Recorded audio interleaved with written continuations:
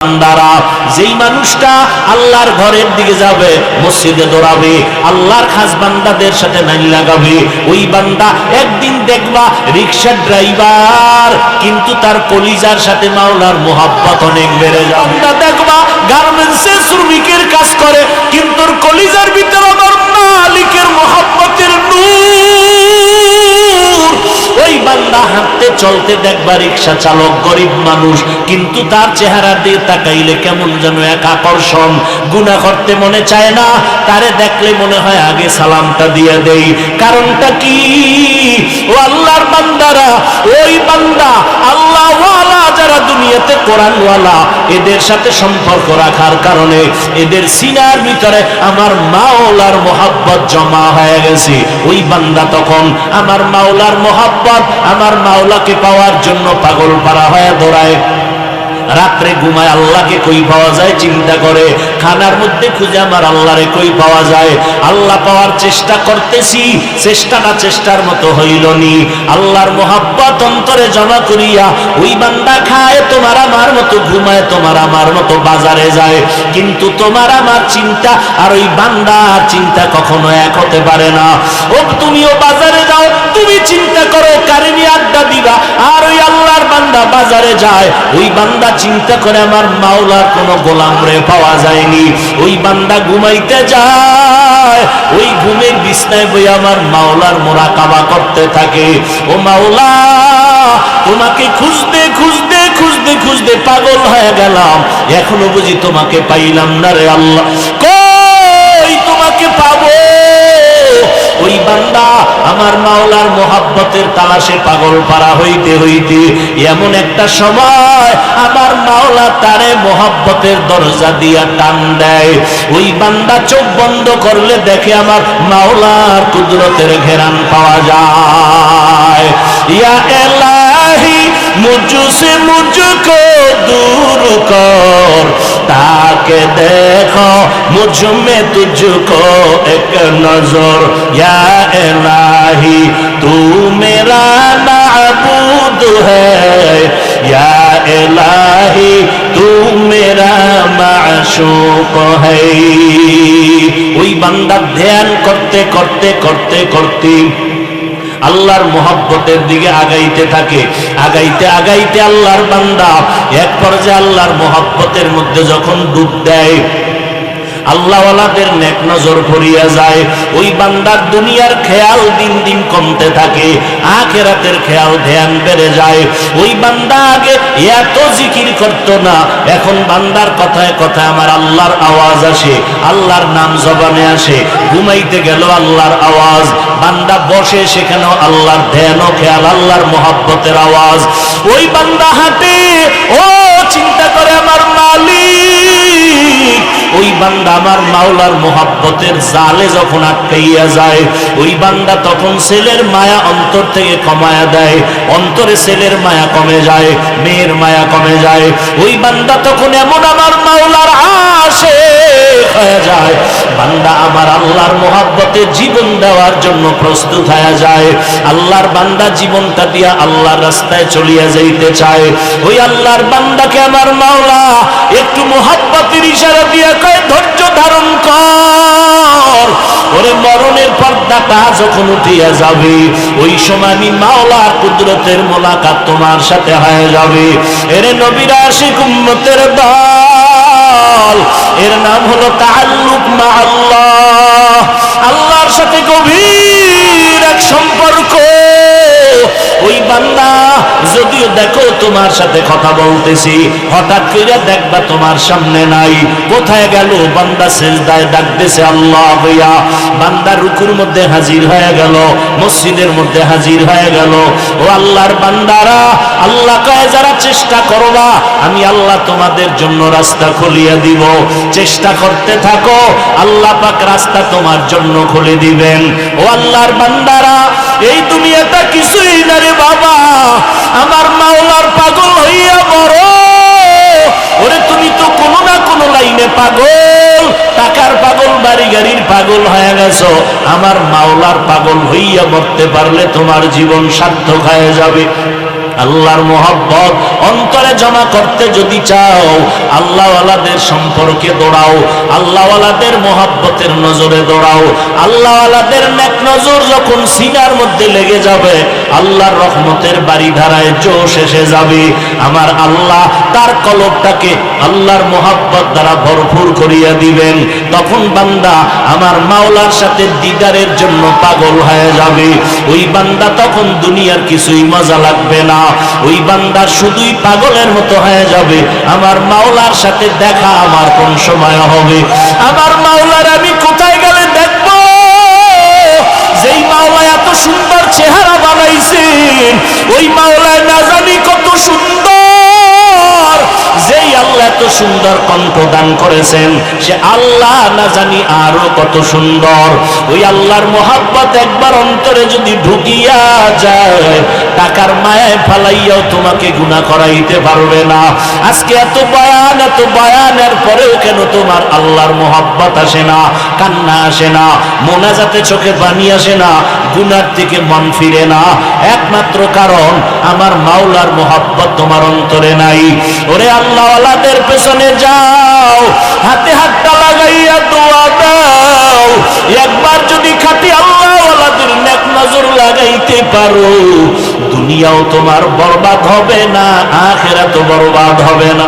ও বান্দা, তখন দেখবা নামাজে কত মজা, মাওলার জিকিরে যে কি মজা, কোরআন তেলাওয়াতে যে কত মজা, মাওলারে সিজদা দিতে পারলে যে কত মজা।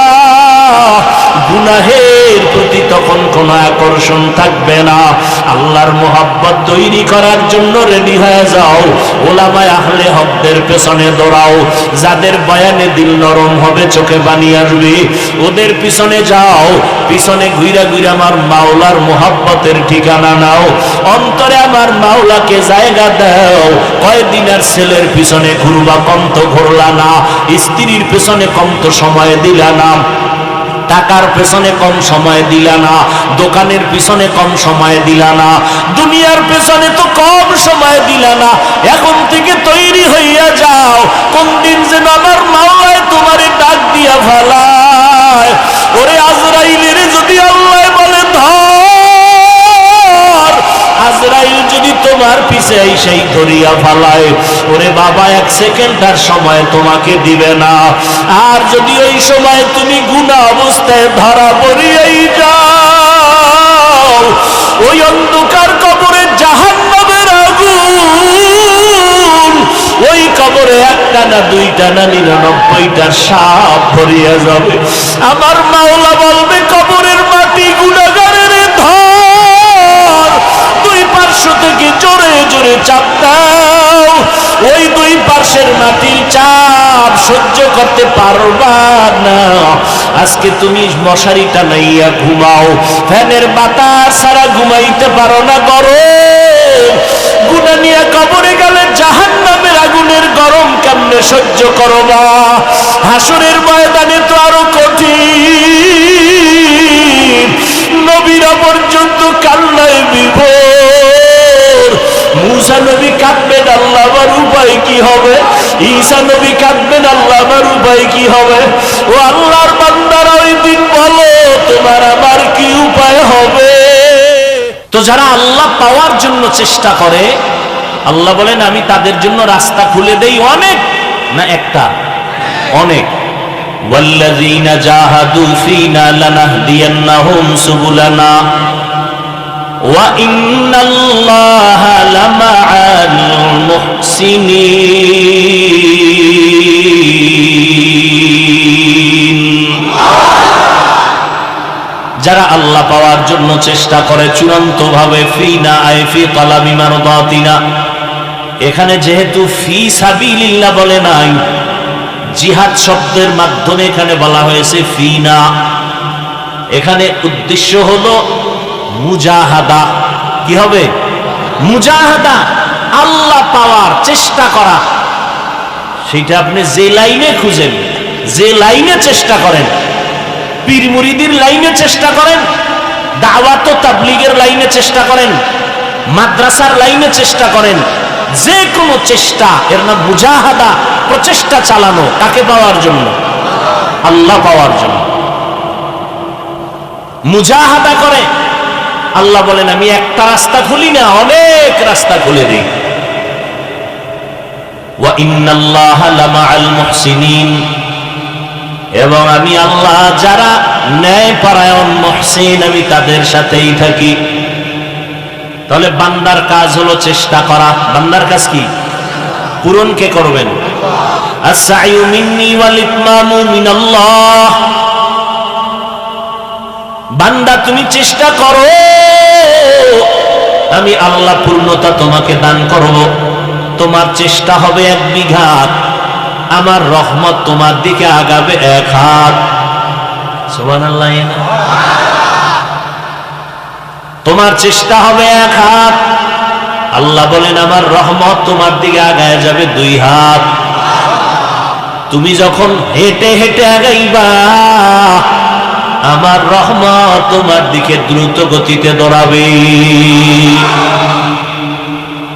আয় বেরাদার দূরে বাসা জিয়ারে বদ, ইয়ারে বদ বদ তরবুয়া দজ মারে বদ তন হাতুরা বার জানা, ইয়ারে বদ বার জানে ঈমানত জানাত, ইয়ারে বদ আরদ তুরা সোয়ে জাহিম, ইয়ারে নেকু গিরতা ইয়া বিনাইম।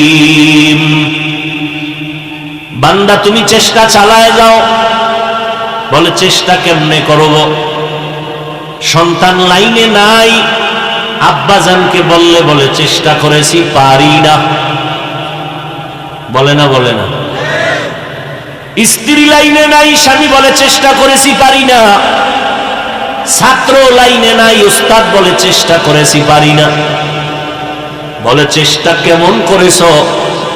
এই আব্বা আম্মা জানেরা, সন্তানের বেলায় চেষ্টা কাকে কয়?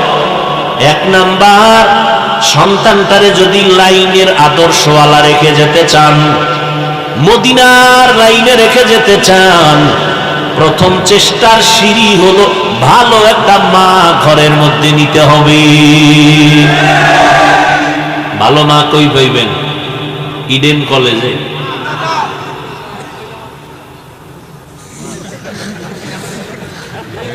ভালো মা কই পাইবেন? মহিলা মাদ্রাসায়। হায় হায়, এই মিয়া ঠিক ঠিক করেন না, কথা বুঝার চেষ্টা করেন। ভাইরা আমার, ভালো একজন মা ঘরের মধ্যে নিবেন, কারণ গাছ ভালো হলে ফল ভালো হবে, মা ভালো হলে সন্তানও। এখন মা ভালো কেমনে বুঝবেন? তার মাপকাঠি কি? একজন মা ভালো বলবো? কিছুক্ষণ বসবেন, আল্লাহ সবাইকে কবুল করেন। ভালো করে বুঝার চেষ্টা করেন। ভালো মা, আমি বানাইয়া বলতেছি না, একটু রসুলের থেকে ঘটনা নিয়ে আসি। পয়গম্বরে আরবি সাল্লাল্লাহু আলাইহি ওয়া আলিহি ওয়াসাল্লাম জমিনের মধ্যে উত্তম আদর্শ নিয়ে আসছেন। রহমতের নবীর আদর্শ দেখে দলে দলে বিধর্মীরা রসুলের হাতে হাত লাগাইয়া কালেমাওয়ালা হয়ে গেলেন। নবী আমার এমন আদর্শ দিয়া গোটা দুনিয়া আলোকিত করেছেন। 7 বছর বয়স হযরতে আলী রাদিয়াল্লাহু তাআলা আন। কয় বছর? 7 বছর থেকে 12 এর মধ্যে, কেউ বলেন 8, কেউ বলেন 10, কেউ বলে 7। এর মধ্যে হযরত আলী রহমতের নবীর হাতে হাত লাগাইয়া কালেমাওয়ালা হয়ে গেলেন। এতদিন ছিলেন হযরত আলী চাচাতো ভাই, এখন হয়ে গেলেন রসুলের সাহাবী। কি হয়ে গেলেন? সাহাবী। কিছুদিন পরে হবেন রসুলের কথা বলেন জামাতা হবেন। এর যুবক কিয়ামতের ময়দানে আল্লাহ যদি জিজ্ঞাসা করেন, যুবক কিশোর বয়সে, অল্প বয়সে কে আমার মুহাম্মদের হাতে ইসলামের ঝান্ডা উঁচু করার শপথ নিয়েছ? সর্বপ্রথম হযরত আলী দাঁড়ায় বলবেন, আল্লাহ আমি। মুরব্বীদের ভিতরে কে আমার নবীর হাতে কালেমার ঝান্ডা উঁচু করার শপথ নিয়েছ? মুরব্বীদের মধ্যে প্রথম যিনি দাঁড়াবেন হযরত আবু বকর সিদ্দিক রাদিয়াল্লাহু তাআলা আনহু। আল্লাহ যদি বলেন নারীদের ভিতরে সর্বপ্রথম আমার নবীর হাতে কালেমার পতাকা উড্ডীন করার জন্য কে শপথ নিয়েছ? কে দাঁড়াবেন? খাদিজা রাদিয়াল্লাহু আনহা। আরে আম্মা জানেরা, এটা হলো নারীদের ক্ষেত্রে, যুবক এবং বৃদ্ধদের ক্ষেত্রে।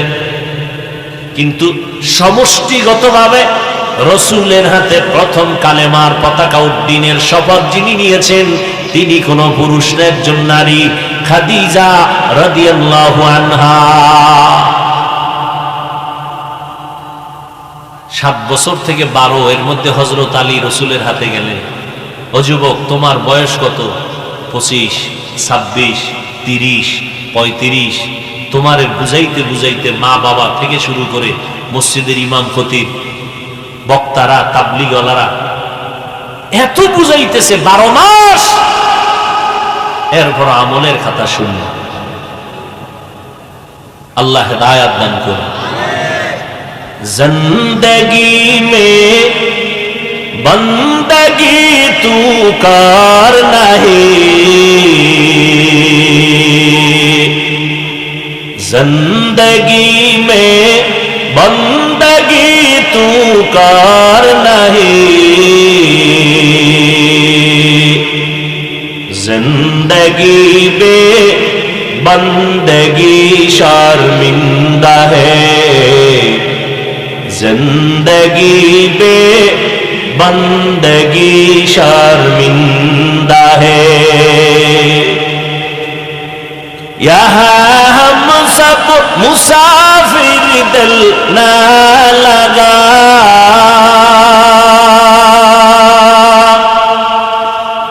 अहले दिल की नजर से रूह करता जा,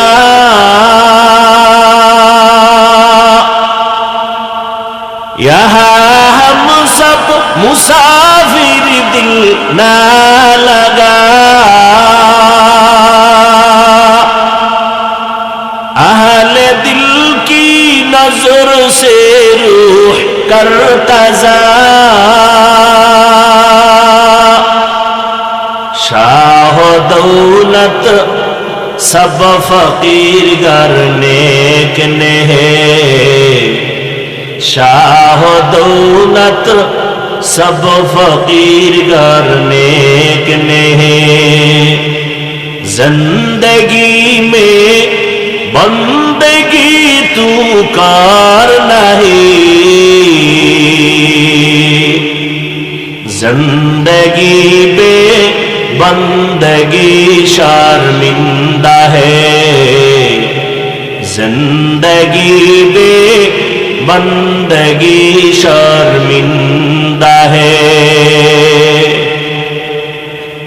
এরে যুবক আল্লাহর গোলাম, 7 বছর থেকে 12 এর মধ্যেই হযরত আলী নবীর হাতে কালেমা পড়ে মুসলমান। এতদিন ছিলেন চাচাতো ভাই, এখন হয়ে গেলেন পয়গম্বরের সাহাবী। নবীর নজর এমন লাগাই লাগছে, আল্লাহ নবী হযরত আলীর জন্য কলিজা ভরে দোয়া করলেন, আনা দারুল হিকমা ওয়া আলিয়ুন বাবুহা, আমি মুহাম্মদ ইলম ও হিকমতের ঘর, আর ওই ইলম ও হিকমতের ঘরের দরওয়াজা হলো আমার সাহাবী আলী। আল্লাহ এমন জ্ঞানী দিছিলেন, এমন ইলম হযরত আলীকে দিছিলেন। হযরত আলী একদিন শুকর আদায় করে, রাজিনা কিস মাতাল জব্বার ফিনা লানা ইলমুন ওয়ালিল আ'দাই মালু ফাইন্নাল মা লা ইয়াফনি আন কারিবিন ওয়া ইন্নাল ইলমা বাকিন লা ইয়াজালু ইলমেরা ইজাজু করদান বেহিসাব খলকেরা দান জওয়াবে বাসওয়াব হক না দারদ দোস্তে খলকা জারেরা নিস্তে ই খসলত একে দিনদারেরা। ওমরে ফারুকের খেলাফত কাল চলতেছে রাদিয়াল্লাহু আনহু। একদিন ঘটনা আপনারা জানেন, আমি অনেক জায়গায় বলেছি। ওমর রাদিয়াল্লাহু আনহু খেলাফতের চেয়ারে আছেন, পার্শ্বে হযরত আলী। হঠাৎ করে তার আদালতে একজন নারী এসে দাঁড়ায় গেলেন।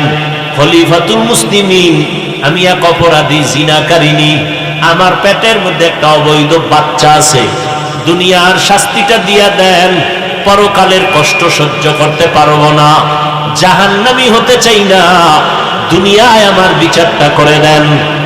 জিনাকারিনী মহিলা গর্ভের মধ্যে বাচ্চা নিয়ে দাঁড়ায় গেল।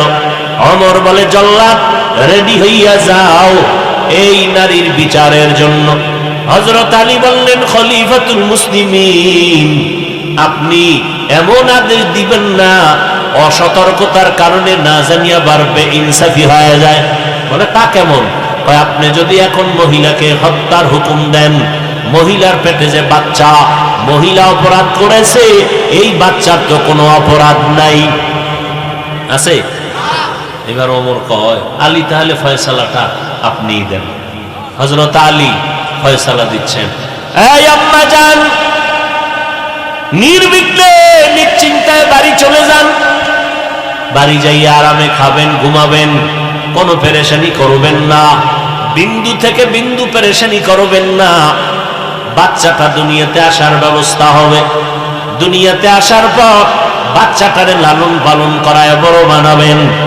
এক পর্যায়ে নিজের পায়ে যখন দাঁড়াবে, তখন আপনি আদালতে আসবেন, আপনার বাচ্চা স্বয়ং সম্পূর্ণভাবে চলতে পারবে, একা আপনার বিচার করা হবে, বাচ্চার উপরে কোনো বেইনসাফি হবে না।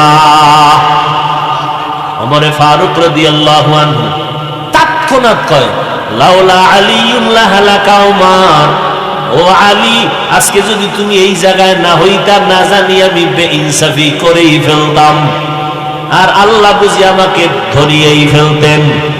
আল্লাহ এত জ্ঞান আলীকে দান করেছেন।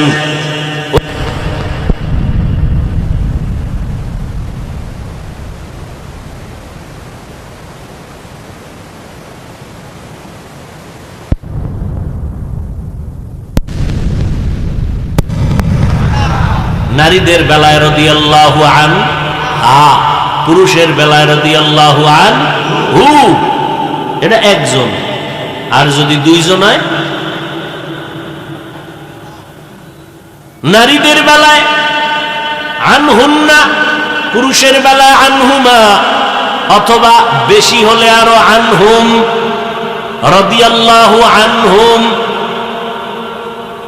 ফাতেমা রাদিয়াল্লাহু আনহা নবীর কলিজা, চারজন কন্যা, অতি আদরের ফাতেমা রাদিয়াল্লাহু আনহা।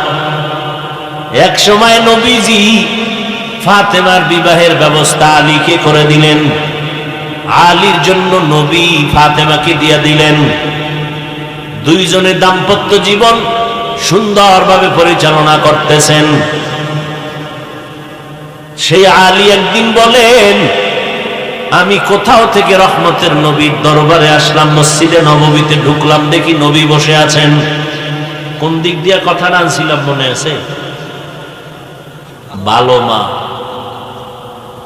কই পাবেন? ভালো মা। হযরত আলী বলেন, আমি ঢুকলাম, দেখতেছি সাহাবায়ে কেরাম নবীর সামনে বসা, নবীও পেরেশান, একটা প্রশ্নের জবাব চাইতেছেন, কেউ দিতে পারতেছেন না। প্রশ্নটা হলো, এই জমিনে নারীদের জন্য শ্রেষ্ঠ গুণের নাম কি? কোন গুণটা শ্রেষ্ঠ নারীর জন্য? নবী প্রশ্ন করলেন, সাহাবায়ে কেরামরাও চিন্তায় পড়ে গেলেন। হযরত আলী বললেন, আমি ঢুকলাম। কিছুক্ষণ অপেক্ষা করার পর আমি রহমতের নবীর ঘর থেকে বের হইয়া ডাইরেক্ট আমার ঘরে রওয়ানা। আমার ঘরের দরওয়াজায় গিয়া প্রথম আমি সালাম দিলাম, আসসালামু আলাইকুম ইয়া আহলাল বাইত। ঘরওয়ালারা শুনি ও এজাজত চাই, অনুমতি চাই সালাম দিয়ে, না ফট করে লাথি মারবেন। দরজা খোলো কয় না, যে দরজায় ধাক্কা দিছে, খোলে নাই, গালাগালি শুরু। রসুলের সুন্নত আদর্শ কত স্মার্ট, কতটা স্পর্শকাতর। ইসলামের মতো শান্তি আর সহজ ধর্ম পৃথিবীতে আর একটাও নেই। অন্যগুলো কঠিন আর কঠিন আর কঠিন, ইসলাম হলো সহজ। ঘরে ঢুকবেন, আগে কি দিবেন? কি ঢুকার পরে না আগে? আসসালামু আলাইকুম ইয়া আহলাল বাইত। রাসূলের সুন্নাত, সালামটা একটু জোরে দিও। ঘরের মধ্যে কেউ থাক আর না থাক, সালাম দিও জোরে। কেউ যদি থাকে জবাব দিবে, মানুষ না থাকলে অন্য প্রাণী আছে, তারা জবাব দিবে। দ্বিতীয় কথা, সালাম যদি জোরে দাও, যদি দোষণীয় কেউ থাকে, সব সালামের ধাক্কায় বের হয়ে যাবে। দোষণীয় কিছু থাকতে পারে না, কথা বলেন না কেন? ঘরের ভেতরে দোষণীয় অনেক প্রাণী থাকতে পারে, জিনের সমাগম থাকতে পারে, আরো কত। সালাম জোরে দাও, সালামের বরকতে ঘর তোমার পবিত্র হয়ে যাবে, নাপাক কেউ থাকবে না। আর ঘরে কেউ থাকলেও সালাম দিয়া রেডি হইয়া দরজার সামনে আসবে। হযরত আলী বলেন, রসুলের তরিকায় প্রথম আমি সালাম দিলাম, সাথে সাথে দরজা খুললেন, আমার স্ত্রী জবাব দিলেন, ওয়ালাইকুমুস সালাম। দরজা খুলে জবাব দিলেন, আমি ভেতরে ঢুকলাম। হযরত ফাতেমা রাদিয়াল্লাহু আনহা কাজে ব্যস্ত ছিলেন, আমাকে দেইকা কাজ বন্ধ, সাথে সাথে আমার পার্শ্বে এসে দাঁড়ালেন। হাল পুরসি জিজ্ঞাসা করলেন, কোথা থেকে আসছেন, কেমন আছেন? বুঝেননি কিছু?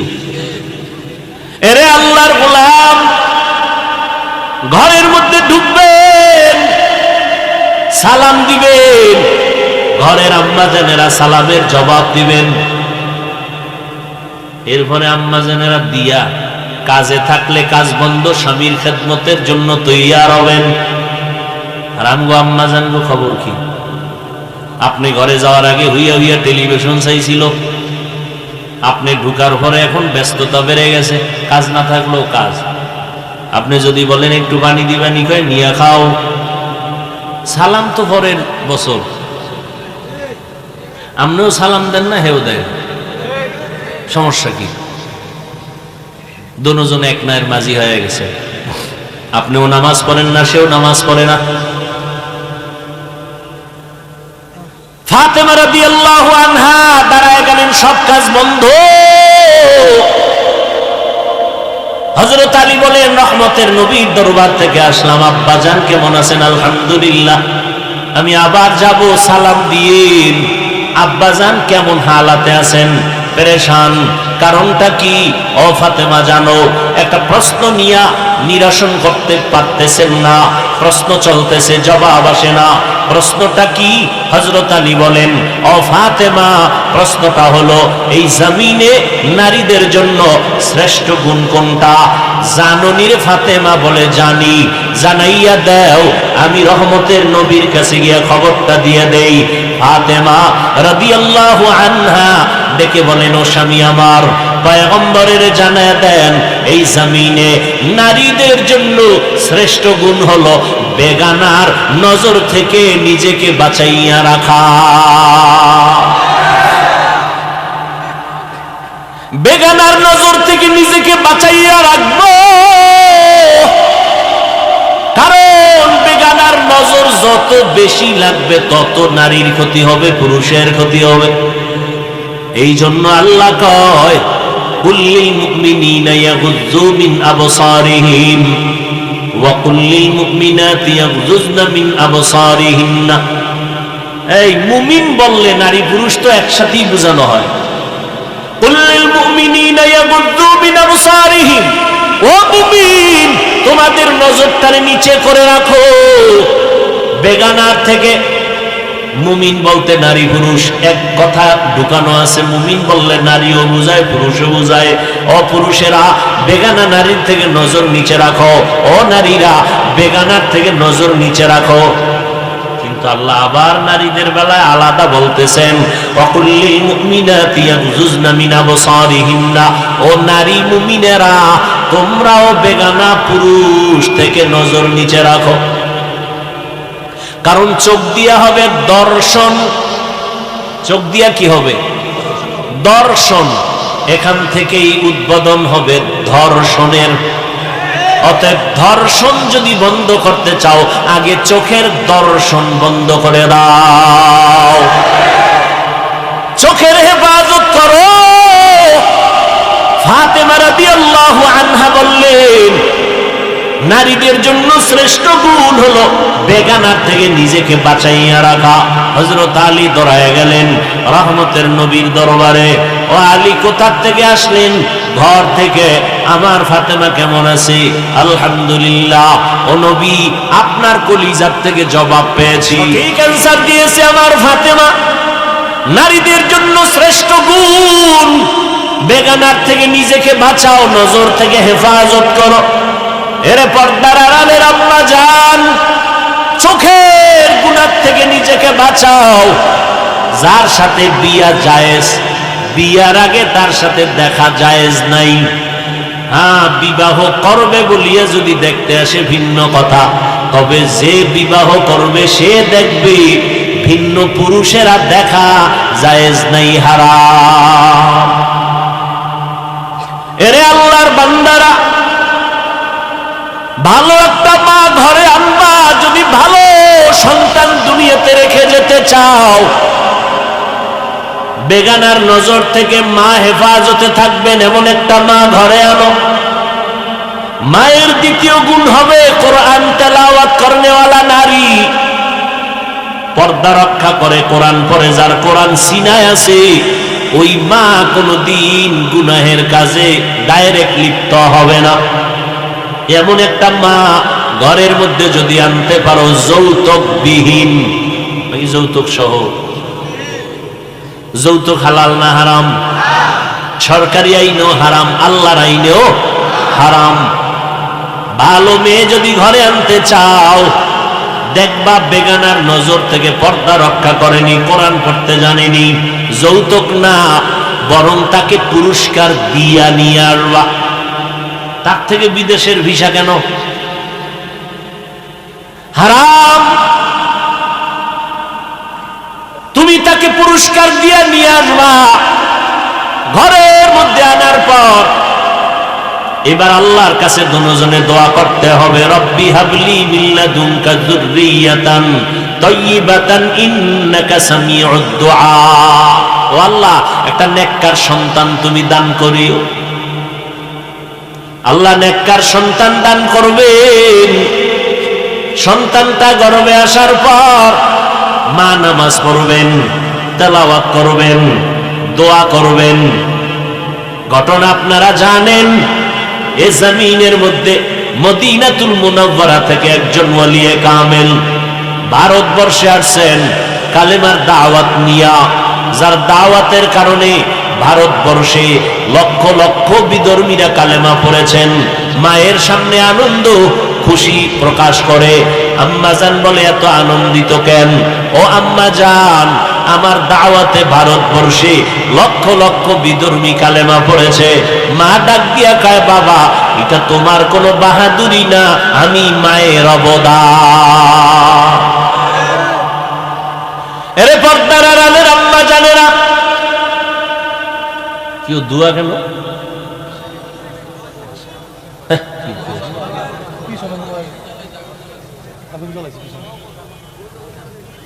ভাইরা আমার, মা বলে এটা আমার অবদান। বলে তা কেমন? মা ডাক দিয়া বলে, রে বাবা, তুই যখন আমার গর্ভে আনছু আমি একটা রাত ঘুমাই নাই, সেজদায় পড়ে কান্না করেছি। ও দয়ার মালিক, আমার গর্ভের সন্তানটাকে তোমার খাস ওলি বানাইও রে আল্লাহ। তুই দুনিয়াতে আসছো, আমি মা তোরে লালন পালন করেছি। আমি মা তোকে যতদিন পর্যন্ত বুকের দুধ পান করাইছি, বিনা অজুতে একটা ফোঁটা দুধ আমি তোমার মুখে দেই না। এমন একজন মায়ের সন্তান যে বিনা অজুতে বাচ্চাকে দুধ দেয় না, এই সন্তান ভালো হবে না তো কাটতে হবে। এরে পর্দার আড়ালের আম্মা জানেরা, আব্বা জানেরা,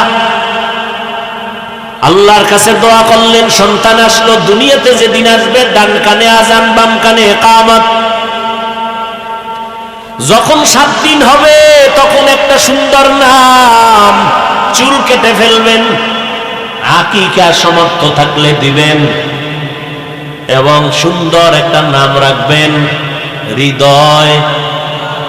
মাইয়া হলে বৃষ্টি, পুরুষ হলে সাগর, মেয়ে হলে নদী। আছে না নাই? হায় রে, নতুন নতুন নাম, এটি মুখে আইয়ে না, মনে হয় ফেরাউনের যুগের নাম সব। আল্লাহ হেদায়াত দান করুন। অথচ নবী হাদিসে বলেন, একটা সুন্দর ইসলামী নাম যদি বান্দা রাখো, কিয়ামতের দিন এই নামের বরকতে আল্লাহ জান্নাত দিয়া দিবে। সুন্দর একটা নাম রাখো। আগে তো আলেম ওলামার কাছে যাইতেন, দাওয়াত দিতেন, হুজুর আমার বাচ্চা হইছে, একটা নাম রাইখা দেন। আর এখন তো সব মোবাইল খুলে টুলে নাম রাখছে সন্তানের নাম। হ্যাঁ, কাজ্জাব, সন্তানের নাম রাখছে কাজ্জাব। কত নাম খুঁজে খুঁজে, কোরআনে আছে কাজ্জাব, তো ফেরাউন আছে, এটাও রাইখা দাও। আলেমদের থেকে একটা নাম নিয়েও বরকত, আল্লাহওয়ালাদের কথার মধ্যে বরকত। দোয়া নিও, নাম রাখবা 7 দিনের দিন। আর এটা হওয়ার আগে নাম রেখে তো হুজুরদের আর যাইবে যখন টের পাইছে আইয়ে নামটা রেডি করে লেছে, ঠিক নেই? তো হুজুরের তার দোয়া নিবে কখন? হুজুরে যদি এখানে নাম রাখছি নি, হওয়ার আগে রেখে লেছে। হায় হায়, এরপরে কি করবেন? ক্বালান নবী সাল্লাল্লাহু আলাইহি ওয়াসাল্লাম। আমি কি মোনাজাত দিয়ে দিব? এরা কই যায়? বিড়ি টানতে? আল্লাহ সবাইকে হেদায়াত দান করুন। মান ওয়ালিদা লাহু ওয়ালাদুন ফালইহসিন ইসমাহু ওয়া আদ্দাবা ফাইদা বালাগা ফালইউযাওয়িজহু ফাইন বালাগা ওয়া লাম ইউযাওয়িজহু ফাআসাবা ইসমান ফাইন্নামা ইসমুহু আলা আবি। পয়গম্বর বলেন, সন্তানের সুন্দর একটা নাম রাখো, এরপরে সন্তানরে আদব শিক্ষা দাও। আদব কই পাইবা? জমিনে শ্রেষ্ঠ আদব আলা রাহমাতুল লিল আলামিন, ওই নবীর আদর্শ শিক্ষা দাও। এর বিকল্প আদবের আর কোনো কিছুই নাই। লিকুল্লি শাইইন যিনাতুন ফিল ওয়ারা ওয়া যিনাতুল মারই তামামিল আদাবি। আজ খোদা খাহিমে তৌফিকে আদব, বেআদব মাহরুমে গাশ আজ ফজলেরা। নবীর আদর্শের আদব। 2 মুসলমান দেখা হবে, প্রথম দেখা হলেই মুসলমানের আদব কি? সালাম, আসসালামু আলাইকুম ওয়া রাহমাতুল্লাহ। জবাব দেনেওয়ালা কি বলবে?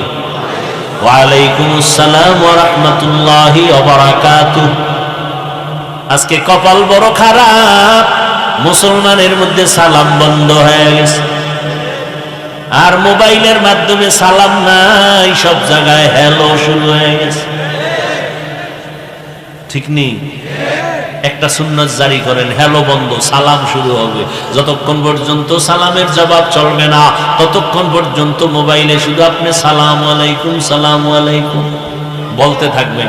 টানা 1-1.5 মিনিট পরে ফট করে কাইটে দিবে, আবার যখন দিবে সালামু আলাইকুম সালামু আলাইকুম, ও খালি বলবে হ্যালো সালামু আলাইকুম হ্যালো সালামু আলাইকুম। জীবনের শিক্ষা যদি একদিন দিতে পারেন, একটা সুন্নাত জিন্দা হবে, গলা কাটা 100 শহীদের সওয়াব পেয়ে যাবে। বেঈমানেরা কত অপকৌশলে আমাকে সালামদারে বাদ দিছে, চিন্তা করছেন? সবাই হ্যালো, আমি হুজুরেও হ্যালো, ইমামেও হ্যালো, সব হ্যালো, সালাম নেই। সালামের সুন্নাত চালু করবো ইনশাআল্লাহ। মাকে সালাম দিব, জায়েজ নেই।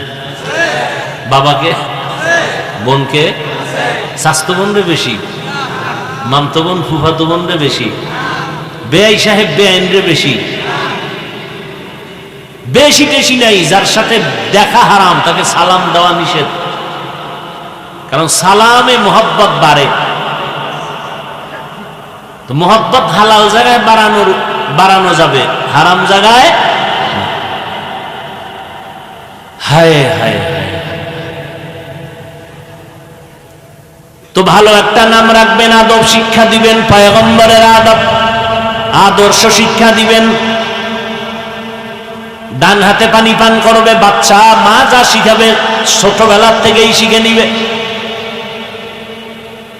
অনেক কিছু আছে মা বাবায় করবে, সন্তান এমনিতেই শিখবে, শিখার লাগবে না। মা বাবা নামাজি হলে সন্তান নামাজি হবে, মাকে বলতে হবে না নামাজ পড়।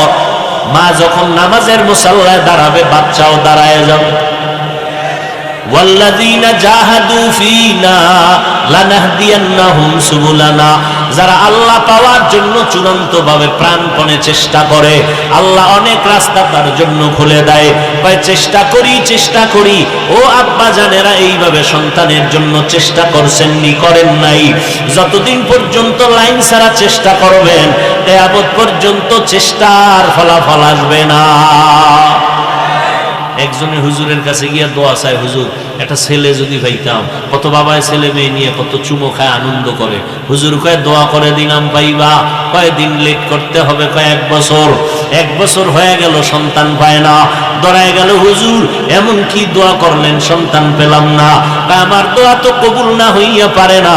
বিয়া করেছো? কয় না, এখনো তো বিবাহই করি নাই। সারা দুনিয়ার আলেমরা হুজুরেরাও যদি দোয়া করে, তুমি যদি বিবাহ না করো সন্তান আসবে না। বিয়া করতে হবে না? এবার ভালো সন্তান চাইলে বিয়াটা ভালো হইতে হবে, যৌতুক ছাড়া, ঠিক না? আরে ভাই, তুমি ভালো দাম্পত্য জীবন চাও, সংসার চাও, তাহলে ভালো মেয়ে আনবা, ভালো সিস্টেমে। রাস্তায় পাইছো ধৈর্য দৌড়, জেলা এক জায়গায় রেলের ট্রেনের তলে হইয়া পড়ি। হ্যাঁ, ভালো মেয়েকে আনবা ভালো সিস্টেমে, আর ভালো সিস্টেমের মাঝে একজন ভালো বুজুর্গের দোয়া নিয়ে শুরু করবা, তাহলে বরকত হবে। আর হালাল কামাই থেকে মহাব্বা দিয়ে দিবা। জীবনে পারবা না, এটা একটা বাইন্দে থুইলা 10,13,006 টাকা, এর বাহাদুরি করার দরকার কি? তুমি যা নগদ দিতে পারবা দিয়ে দাও। 1 লাখ 2 লাখ যা পারি না পারি মোহরে ফাতিমি অল্প স্বল্প দিয়ে দিই। বিশাল এক বাইন্দে থ কিছু চালাক আছে, মাপ লইয়া লিস।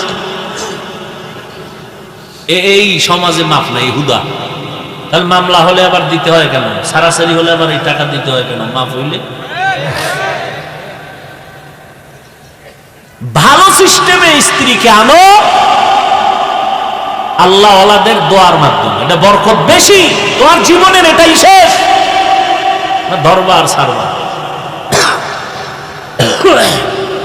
এখান থেকে তোমার জীবন তৈরি হবে। তুমি মরে যাবা, তার সন্তান থেকে যাবে ফুটন্ত গোলাপ।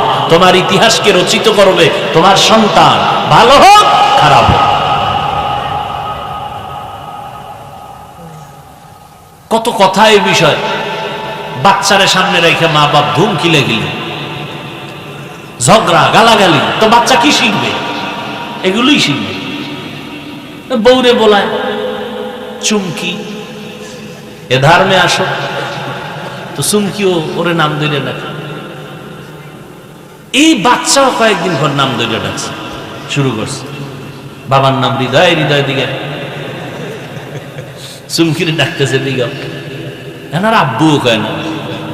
সর্বনাশ, কি কপাল লইয়া আইলা, সর্বনাশ করে দিল। এখন এই বাচ্চারা আব্বু আম্মু ডাক শিখায় নেই, মোবাইল দিয়ে তো আরো গজব করে দিয়েছে। একটা বাংলা ভাষাই বুঝে না, ওরা আব্বু কেমনি শিখেন, বাংলা ভাষাই বুঝে না। ইন্টারন্যাশনাল হয়ে গেছে বাচ্চা থাকতেই মোবাইল দেখে। এবার আব্বা কেমনি শিখাবা, বাচ্চারে মাঝখানে লয়ে ডেলি 1 ঘন্টা রিহার্সাল দিবা। স্ত্রী তুমি বউরে, স্বামীরে কবা আব্বু, স্বামী তোমারে কইবা আম্মু। এসার পথ কি? আল্লাহ হেদায়াত দান করে। এই ঝামেলা আছে না নাই? আল্লাহ সবাইকে হেদায়াত দান করে। আদব শিক্ষা দাও। এরপরে বয়স, প্রাপ্ত বয়স যখন হবে, আল্লাহ রসুল কয়, এই মা বাবা সন্তানকে ছেলে হলে ভালো মেয়ে এনে দাও, মেয়ে হলে ভালো পাত্রস্থ করে দাও। ভালো সন্তান, এই দুনিয়াতে ভালোর মূল পুঁজি দুইটা। এই যুবক, ভালো একটা লোক ভালো, তার পুঁজি কয় না? সুস্থতা আর সঠিক সুস্থ চরিত্র। সুস্থ স্বাস্থ্য, সুস্থ চরিত্র। তুমি একটা অসুস্থ কার্টুন মার্কা ফলার দ্বারা মাইয়ে দিয়া এটার কয়দিন রাখবো? ছেলে মোবাইল চালাইতে চালাইতে, কার্টুন দেখতে দেখতে নিজে কার্টুন হয়ে গেছে, আছে না? নেই? এর কাছে দেবা কেন? সুস্থ সবল একটা যুবকের কাছে দিবা। তাহলে এটার আগে মেডিকেল করাই আনতে হবে, এটা সুস্থ না অসুস্থ। আর হলো কি, সুস্থতার জন্য আর একটা কি বললাম, গেছে ভুলে গেছে, চরিত্র। এটারে মাফার বা ধরার কোন মিটার আসেনি? চরিত্র কেমন, যতটুকু সম্ভব একটা সৎ চরিত্র যুবক, সৎ চরিত্র মানে একটা মেয়ে যদি জীবন শুরু করে, ওই বাগানে ফুটন্ত গোলাপের ফুল ফুটবে, দুনিয়াই হবে জান্নাতের বাগান। যারা বিয়ে করো নাই যুবকেরা, এই কথা দুইটা মনে রেখো। চরিত্র যার নাই, ওর জিন্দেগি বরবাদ। আর এই সুস্থতাও নষ্ট করে মোবাইল, চরিত্র ধ্বংস করতেছে মোবাইল। কি মোবাইলে তোমার অসুস্থ বানায় নাই? টের বাবা, কত ধানে কত চাল, খুব অল্প দিনের মধ্যেই টের পাবা। সময় থাকতে দেখবা চোখের পাওয়ার নাই, কানের পার্স নষ্ট, কিডনি ড্যামেজ হয়ে যাইতেছে, হার্ট দুর্বল, মাথা ব্যথা, বুকে ব্যথা, স্ট্রোকের রোগী বাড়তেছে। ভালো মানুষ রোগ নাই, হঠাৎ নাই, অসুস্থ, স্ট্রোক করেছে। এই মোবাইল স্ক্রিনের দিকে তাকায়, তাও কোন সময়? কঠিন এক নিরিবিলি সময়, মুরাকাবার সময়, নিবিড়ে দরজা জানালা বন্ধ, ওই সময়, যেই সময় আল্লাহর দেওয়া ফিরি রাতের ঘুম ছিল শরীরের মহা এক ঔষধ। সমস্ত চিকিৎসা বিজ্ঞানীর একমত, রাতের ঘুম শরীরের মহা ঔষধ। তাও কিন্তু শেষ রাতের ঘুম না, প্রথম রাতের ঘুম না, মধ্যরাতের ঘুম। আর ওই টাইমেই তুমি মোবাইল নিয়ে ব্যস্ত হয়ে যাও। রাতের ঘুম নাই, শরীরের সুস্থতা নেই, চরিত্র তো নাই। আল্লাহ মাফ করে দেন। আরো জোরে বলেন ওয়াল্লাযীনা জাহাদু। আরেকটু যাবো, ওয়াল্লাযীনা জাহাদু ফীনা লানাহদিয়ান্নাহুম সুবুলানা ওয়া ইন্নাল্লাহা লামাআল মুহসিনিন।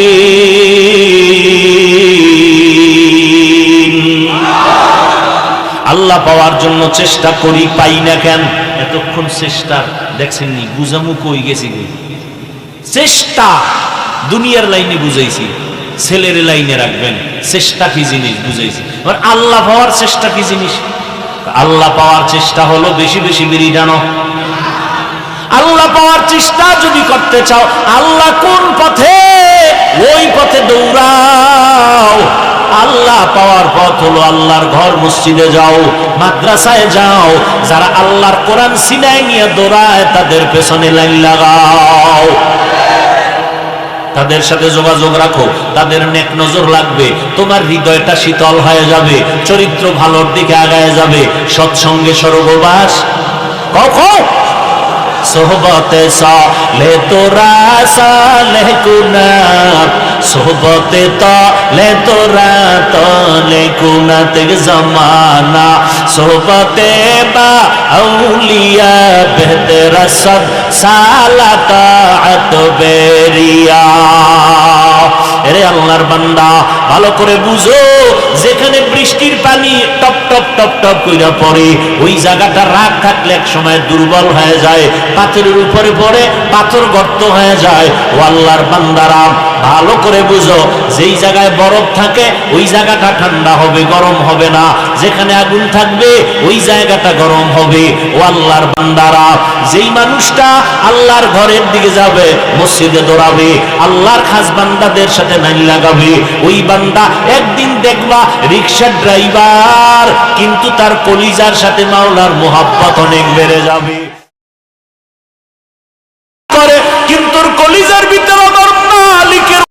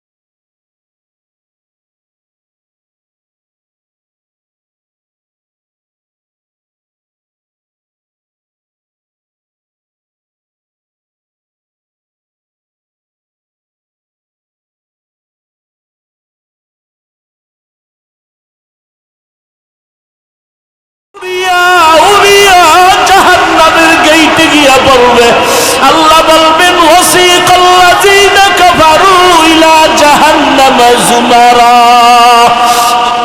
ও জাহান্নামের ফেরেশতারা ওরে শিকল লাগাইয়া বাঁধো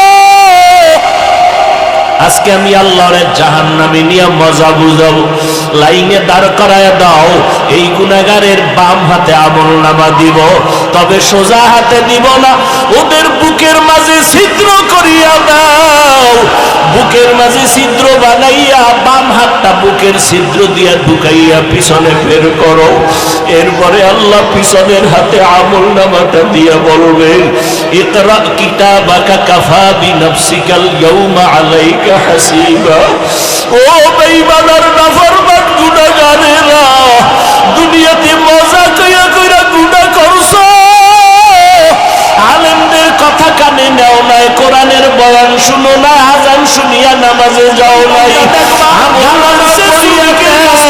আজকে তোর কি হালাত রহমতের ফেরেশতা বলবেন ওই নামে চলতে হাতে চালা গরিব মানুষ আমল তার চেহারা দেখে তাকাইলে মাওলা আকর্ষিত হইয়া মরতে মনে চায় না ফেরেশতারা এই গুনাহগার নামের ঘাট ধরিয়া মুচুর দিয়া পিছনে ফিরাইয়া দেয় ফেরেশতারা তাওয়ানের ওয়ালা এদের সাথে ঘাট ধরিয়া মুচুর দিয়া আমার মাওলা ফিরাইয়া দিবে এই বান্দা তখন মাওলার কোরআনের মহব্বত আমার মাওলাকে পাওয়ার জন্য নবীজির কথা ধরে মিথ্যা মনে করি রে মাওলাকে কই মাওলার জীবন পায় করিয়া কান্না করিয়া বুঝাইবে আল্লাহ চেষ্টা করতেছি চেষ্টা দিয়ে যুব আল্লাহর মহব্বত অন্তরে জমা করিয়া যুব তোমার আজকে স্কুলে কলেজে পড়ে নামাজ সাজানো জানে কেন পারো না তোমার মতো ওই বান্দা চাকরি করে ব্যবসা করতে পারে না তুমি কেন পারো না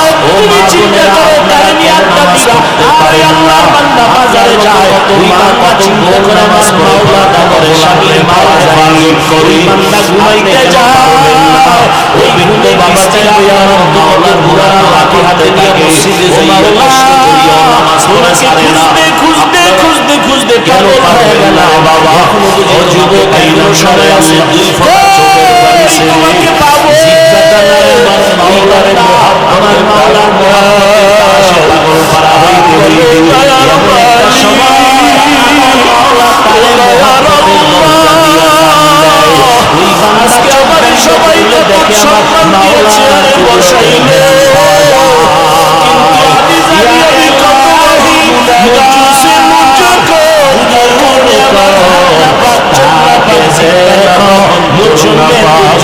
আজকে থেকে তওবা করো ইয়া সারওয়াতাহি কাতবানা মা কষ্ট দিও না ওলামায়ে কেরামের বিরোধিতা করো না নবীর সুন্নাত অনুযায়ী চলবা আমার মাওলার কাছে দুই গুণা চোখের পানি ছাড়িয়া দাও এই দুনিয়ার ঘরে আগুন লাগলে পানি ছাড়া জবন খালি না করা যায় না আগাইতে আল্লাহর কারণে যদি জাহান্নামের আগুন জ্বলিয়া থাকে চোখের পানি ছাড়া কবরের আযাব আর জাহান্নামের আগুন আর খাওয়াবে না দুই ফোঁটা চোখের পানি ছাড়িয়া দাও রে যুবক ওই বান্দা এত জিকির করতো না চোখে যদি পানি না আসে ডানে বামে দেখো আওয়াজ আসে পানি আসে জবানে আসে ঘুমাইতে গেলে বাড়াইয়া আওয়াজ বান্দা বসে সেখানে আল্লাহ ফেরত দিবে না আওয়াজ আল্লাহর কাছে হাতে ও চিন্তা করে এক সেকেন্ড আমার মাওলা তোমাকে ক্ষমা আমার মাওলার মহব্বত আর সালে যখন পাইয়া যায় বাবার সামনে কাছের মায়া অন্তরে মায়া দেয় ছেলের মায়া বাবা চোখের পানি দেখায় শহীদ বাবা হাজারো হাত আছে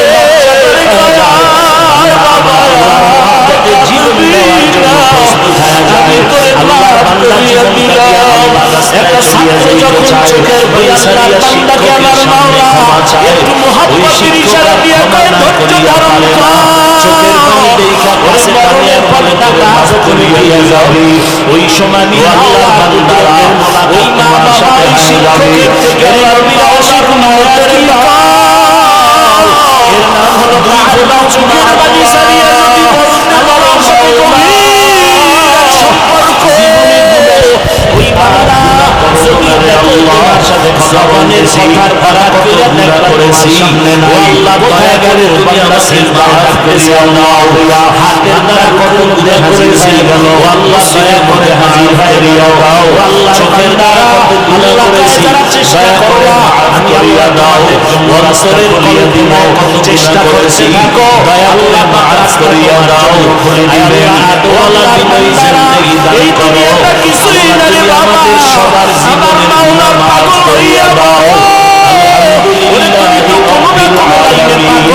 والصلاة والسلام على سيد الأنبياء والمرسلين وعلى آله وأصحابه أجمعين يا محمد الله ওয়ালাদের সম্পর্কে দৌড়াও আল্লাহ ওয়ালাদের মহব্বতের নজরে দৌড়াও আল্লাহ ওয়ালাদের নজর যখন সিনার মধ্যে লেগে যাবে আল্লাহ